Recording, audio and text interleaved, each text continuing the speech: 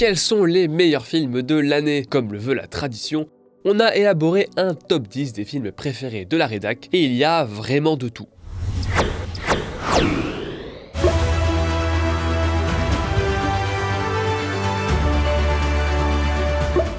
Et voilà, c'est la fin d'année.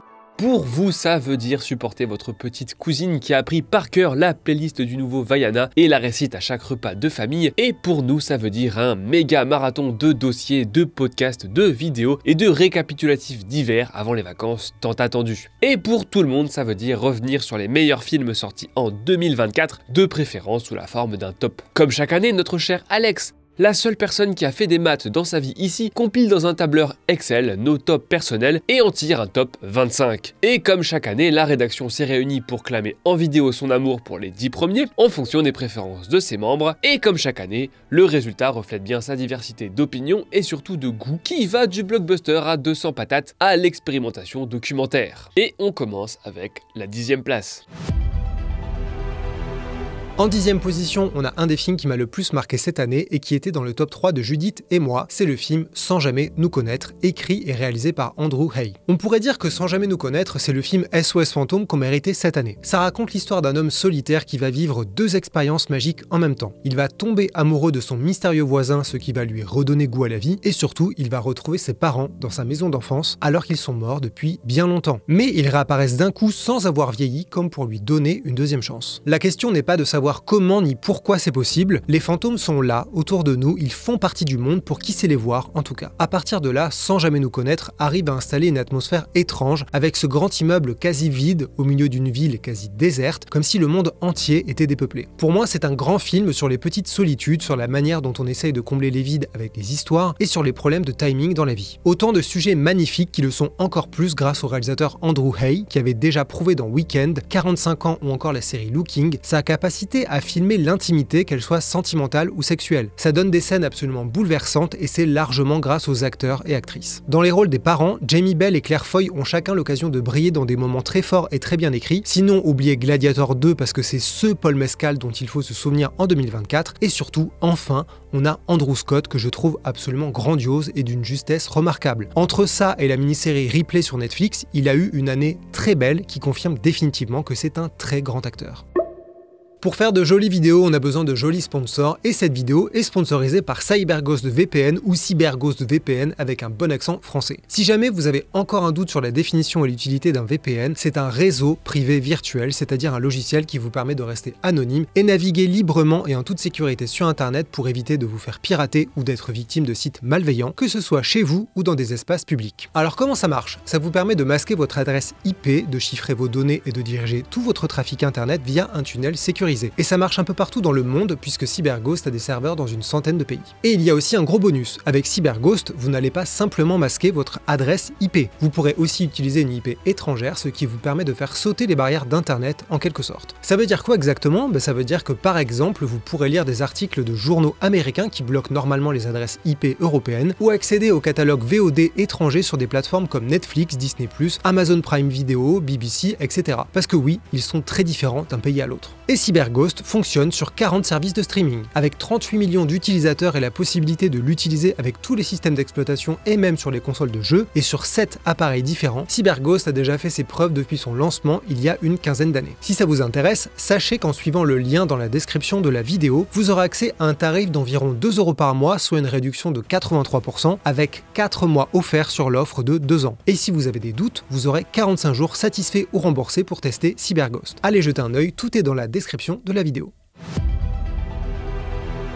À la 9e place, on a When Evil Lurks, un film d'horreur argentin réalisé par Demian Ruña. Pardonnez ma prononciation qui n'est sûrement pas la bonne. Honnêtement, j'en attendais rien. Je l'ai rattrapé uniquement parce que l'affiche était jolie et qu'elle m'intriguait. Et quelle belle découverte. Enfin, belle, c'est peut-être pas le meilleur adjectif pour qualifier ce film crade et jusqu'au boutiste, qui met d'ailleurs les pieds dans le plat dès les 10 premières minutes, avec des images de corps purulents et fétides qui peuvent provoquer quelques remontées. When Evil Lurks, c'est l'histoire d'un village isolé et même d'un monde entier au bord du gouffre, où les gens se font posséder et se mettent à pourrir, aussi bien au sens littéral que figuré. Bon déjà le film gère très bien l'aspect body horror avec des séquences trashouilles réellement éprouvantes et pas juste décomplexées à l'extrême comme dans les Terrifier par exemple. Le film est aussi et surtout terriblement sadique, d'abord avec ses personnages qui l'éprouvent de toutes les pires façons possibles jusqu'au final très nihiliste, mais aussi avec nous, pauvres spectateurs et âmes égarées. La mise en scène et le cadrage jouent de façon diabolique sur la suggestion et notre anticipation des événements, un processus simple mais vraiment redoutable quand il est bien fait, surtout quand ça concerne un molosse et une adorable petite fille en grenouillère à fleurs qui joue juste à côté. Et voilà, encore un nouveau trauma. Et en plus c'est pas juste du gore vicieux bien emballé,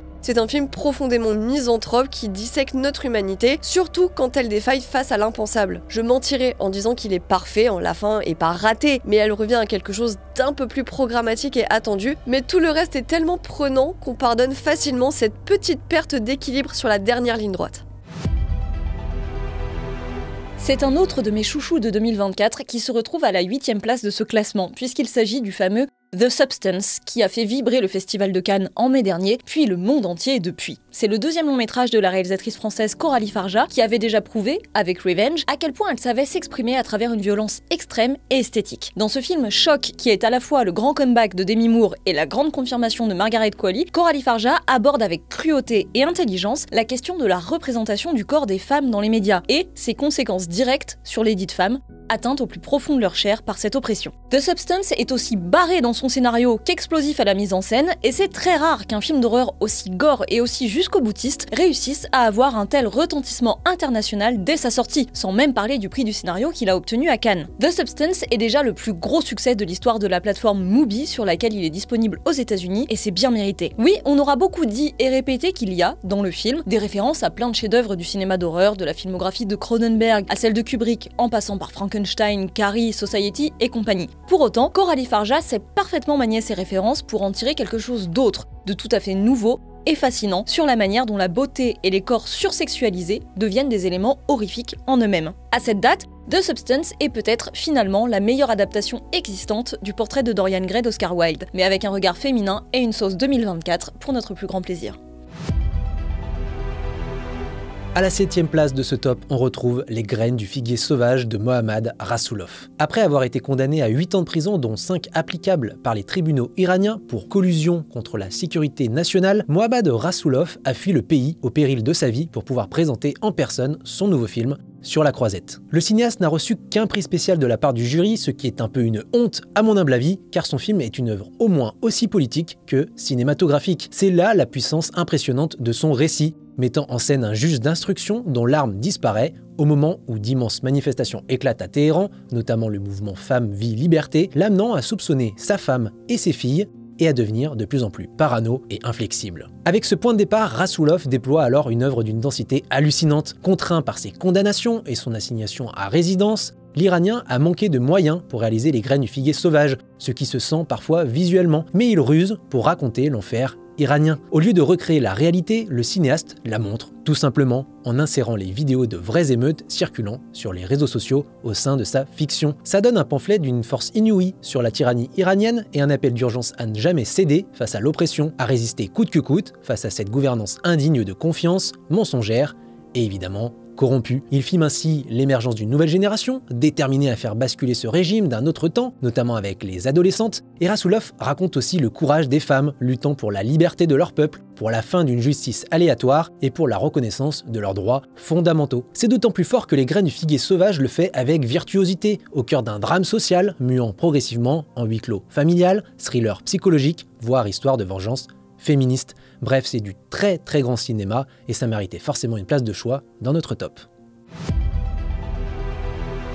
En 6e position, on a May December, un film qui a un peu partagé l'équipe entre ceux qui l'aiment énormément comme moi et ceux qui sont restés perplexes. Nul doute que c'était totalement intentionnel de la part de Todd Haynes, le passionnant réalisateur de Loin du paradis, Carol, Safe ou encore I'm Not There. A priori, May December est une histoire classique. Natalie Portman joue une actrice célèbre qui prépare un film et vient rencontrer celle qu'elle va incarner à l'écran. C'est Julianne Moore et ce n'est pas n'importe qui. Cette femme est tristement célèbre parce qu'elle a eu une relation avec un mineur avec qui elle a depuis fondé une famille après avoir été en prison. Ça, c'est en surface et May December parle justement des apparences ou plutôt du superficiel derrière lequel les gens se cachent et auquel d'autres gens s'accrochent bêtement. Ce n'est pas un hasard ou un accident s'il y a tant de choses qui peuvent sembler un peu décalées ou grotesques, que ce soit avec la musique, les actrices ou la mise en scène. Todd Haynes veut créer ce trouble et ce grand écart. En découvrant May-December la première fois, je ne savais pas trop sur quel pied danser, si je devais rire avec ou contre le film, et j'avais l'impression que quelque chose m'échappait tout le temps. Et au final, je me suis dit que c'était vraiment ça le sujet. Le personnage arrogant de Natalie Portman pense pouvoir tout comprendre du monde, et à la fin, tout s'écroule pour cette pauvre et minuscule femme, qui finit dans une espèce de parodie de la vie et d'elle-même, où elle est absolument minable. Très loin des précédents Todd Haynes, May-December est vraiment un film cruel, cynique, qui se moque de tout et surtout de lui-même. Et c'est même très drôle et déstabilisant quand il assume ses excès. Alors c'est fort possible que vous vous demandiez dans quoi vous avez mis les pieds parce que ça ne ressemble pas à ce qu'on pouvait en attendre, mais vraiment, c'est pour moi un des films les plus mystérieux et fascinants de l'année. En plus d'être un super rôle pour Natalie Portman qui n'avait pas été aussi bien dirigée depuis longtemps, et je ne parle pas de Julianne Moore, encore une fois géniale et flippante jusqu'à sa toute dernière scène.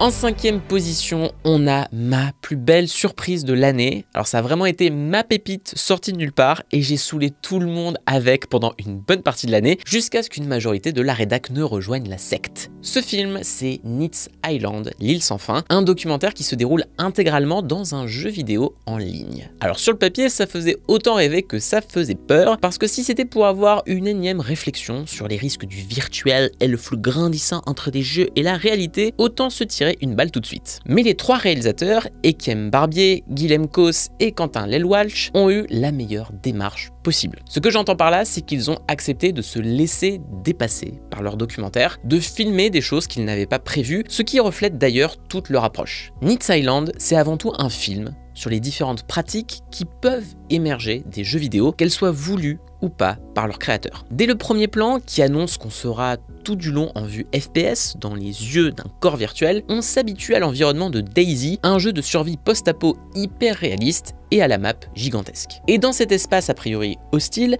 les 3 réalisateurs jouent le jeu de façon littérale et figurative en se faisant passer pour des reporters de guerre. Mais petit à petit, la violence attendue de DayZ laisse place à autre chose, à de profonds moments d'humanité.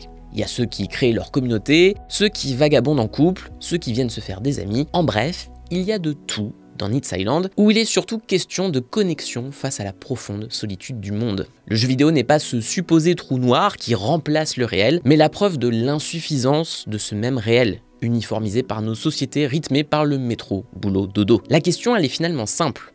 Peut-on encore parler de lien social?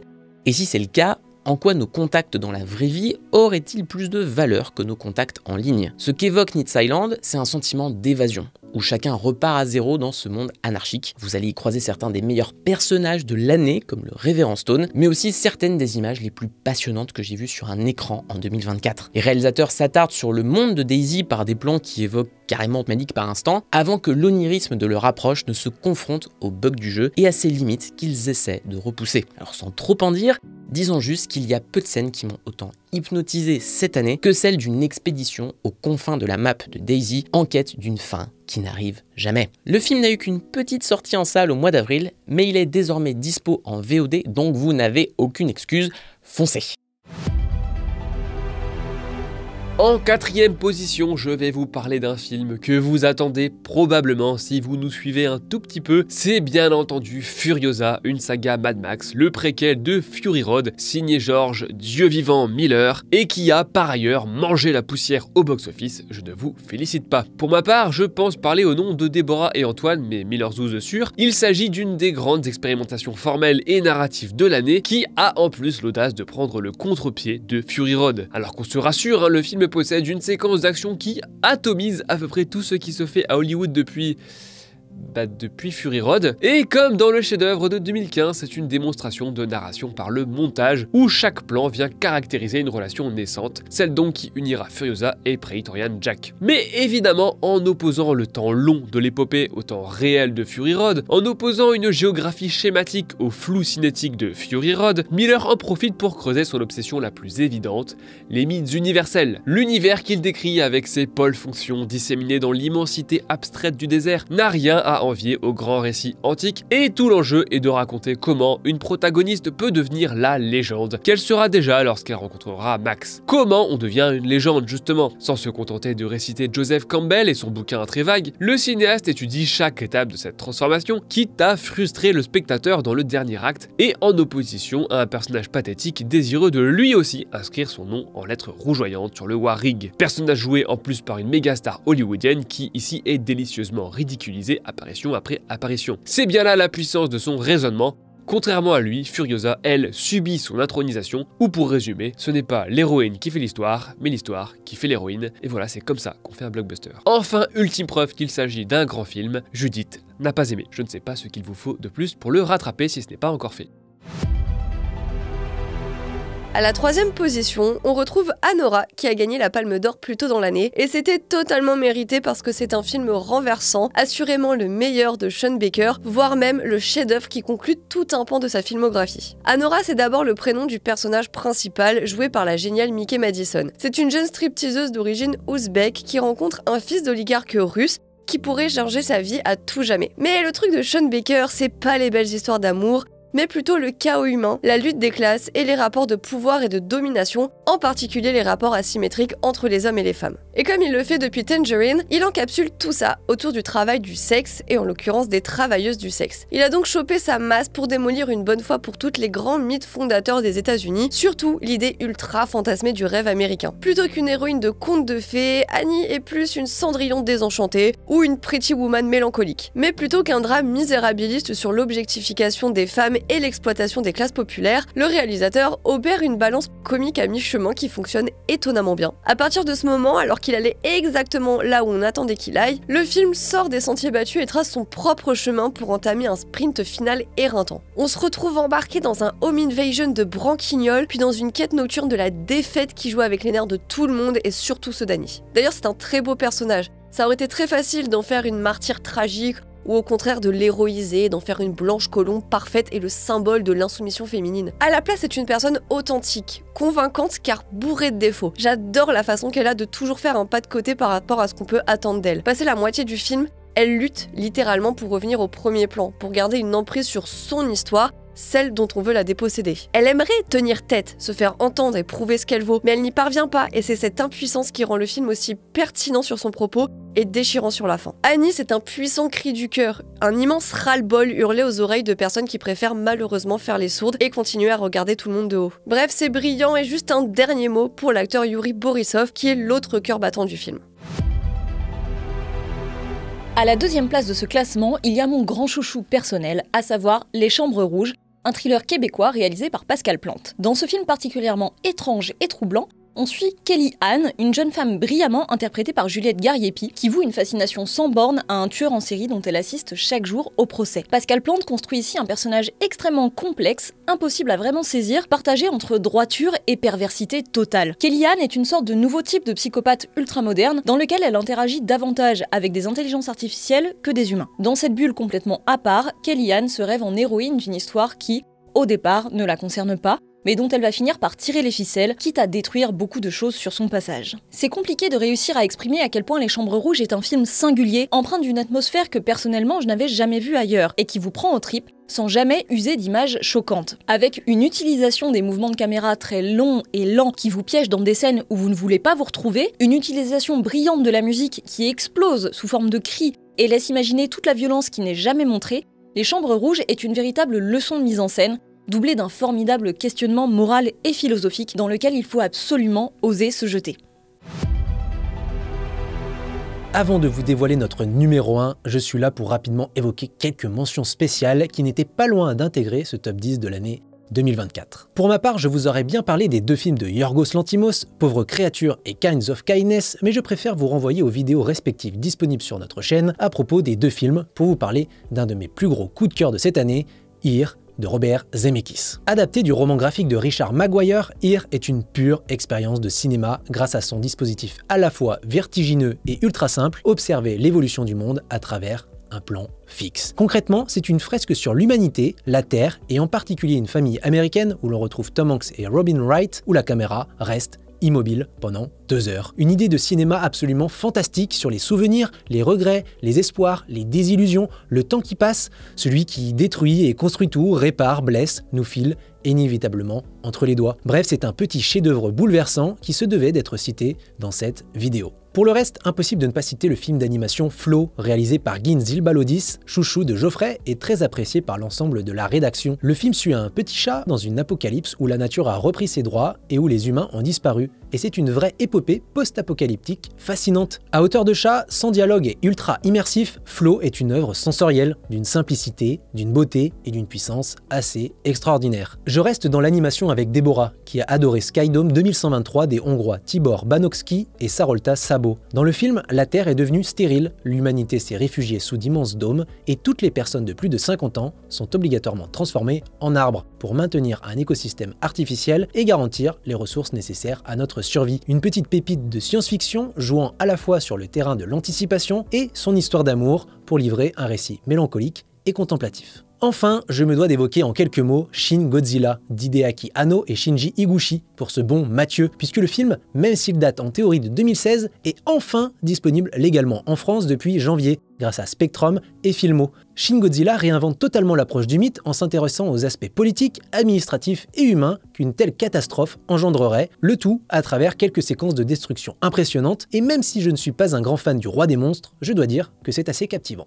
Voilà pour les mentions spéciales, désormais place au numéro 1 du top.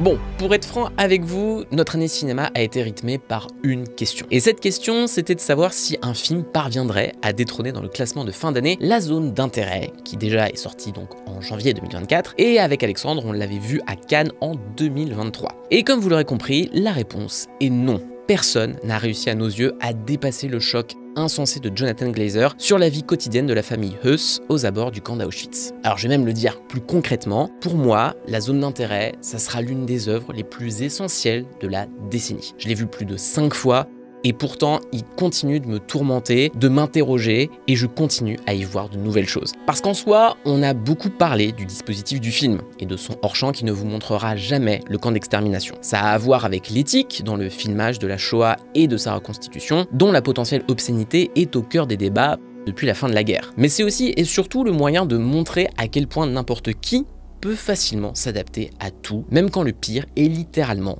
sur votre perron. Ce que filme avec une précision chirurgicale Jonathan Glazer, c'est l'envie des nazis d'estomper une empreinte, qui est pourtant bien là, encore vivace. Il cherche à tout segmenter, mais le film déborde quand même, jusque dans sa fin absolument tétanisante et qui a tant fait parler. Alors je pourrais m'attarder sur la musique de Mika Levi, sur les scènes en vision thermique ou sur les performances glaçantes des comédiens dans ce montage où on a l'impression d'être mis face à des caméras de surveillance. Mais le plus important, c'est que La Zone d'intérêt n'est pas qu'une œuvre d'histoire, où les nazis seraient ces méchants caricaturaux finalement trop éloignés de nous. Au contraire, c'est un film qui nous renvoie à notre présent, à notre apathie, à notre actualité aussi, comme Glazer l'a d'ailleurs souligné. Et je tiens à finir sur le fait que, à écran large, on ne cesse de rappeler que la critique, c'est avant tout ouvrir des portes, des pistes de réflexion et du débat autour des œuvres plutôt qu'être un guide de consommation. C'est ça notre boulot, et ce boulot, La Zone d'intérêt m'en a rappelé toute la force, parce que j'ai rarement eu autant de plaisir à me perdre dans un film, ses interprétations et ses méandres. Et rien que pour ça,